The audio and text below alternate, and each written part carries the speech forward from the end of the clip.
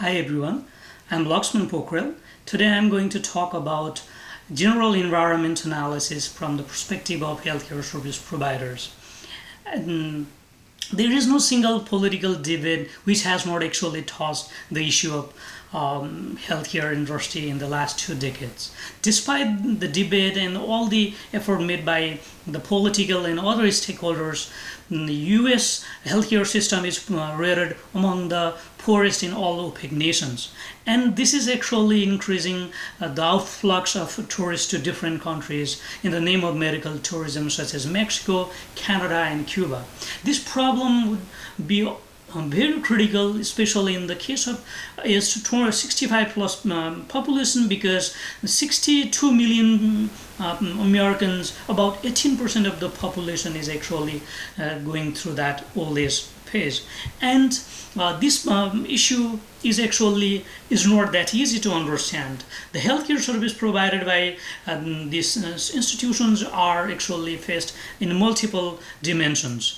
On patients level, they could be actually lacking more medical attention. They could be needing more long-term care and increasing dependency on healthcare service providers. But when it comes to hospitals, they are actually lacking, or they are facing shortage of good and qualified nurses and doctors. And government is actually facing the higher cost of Medicare's, Medicaid, and other public services. Despite that, there are no sufficient people. The birth rate is decreasing. Because of that, there are not many people who are actually providing that public services. And all the social security recipients are actually increasing, and the provider of social security is decreasing. This is creating the imbalance in the economy of United States. And this problem actually does not last there. There are also environmental consequences to this challenge. More the pollution and would be resultant because of the waste and the pollution could be because of the excessive pharmaceutical use by this world population. And since this is not a problem of United States only, other developed nations such as Japan and other countries are facing similar challenges.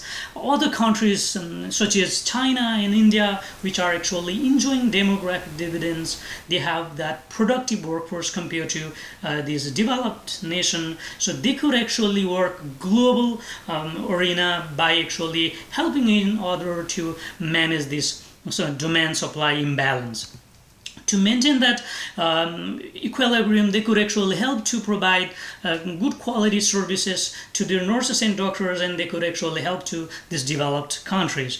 And when it comes to the probability, how likely the problem is going to face in the coming days, this is going to be a critical problem, because the poor service quality is actually spread through different user-generated content, such as reviews on health grades. They are actually going to not only decrease the quality perception of healthcare users, they would also be impacting the overall perception toward the healthcare system of United States. And because of that, in short run, different hospitality programs, different hospitals are inviting different hospitality programs in the United States to train their workforce.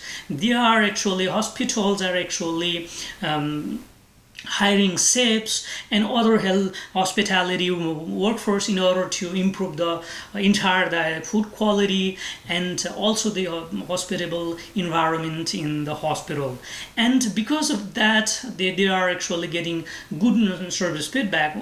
There are different hospitals such as Mayo Clinic, Cleveland hospitals, and many of them actually are rated very highly because of the quality services they are providing. They are providing patient-centered services by integrating the healthcare and hospitality programs. So in days to come, the nurses and doctors who would be certified with these kinds of hospitality-related course would be able to help to manage this problem of old age population if they cannot actually stop spreading this negative service quality perception. This much for today, and thank you so much for active listening.